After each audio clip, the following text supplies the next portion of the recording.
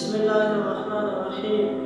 حضرت عمار رضی الله تعالی عنہ او د هغه د مور پلار هم سخت نه سخت تکلیفونه رسولی شوي د مکې مکرمې سخته ګرمه شګلنه ځمکه باندې به دوی ته سزا ورکوله او سخت نه سخت تکالیف به دوی ته رسول.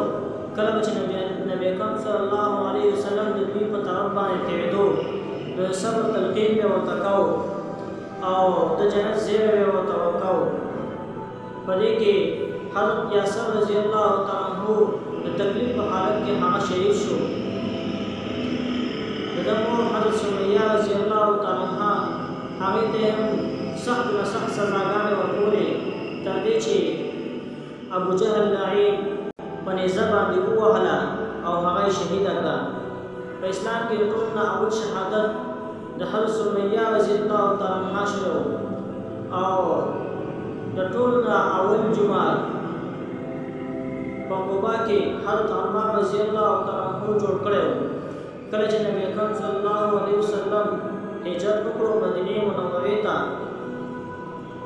نو حضرت عمار رضی الله تعالی عنہ وویلې چې نبی اکرم صلی الله علیه وسلم دپاره یو مکان د سوري جوړول پکار دي چې پکې تشریف وکړي، دغه مېل پکې آرام کوي او مونځ هم په سوري کې کوي.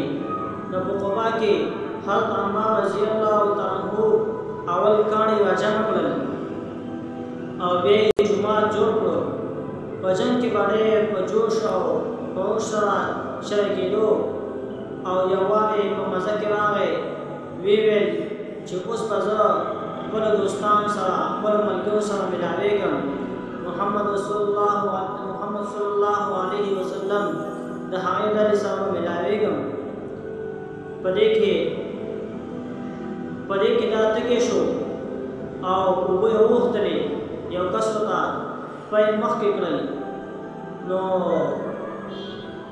ده وویل چې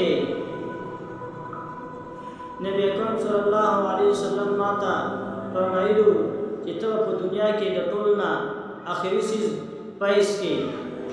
دې نه پس شهید شو.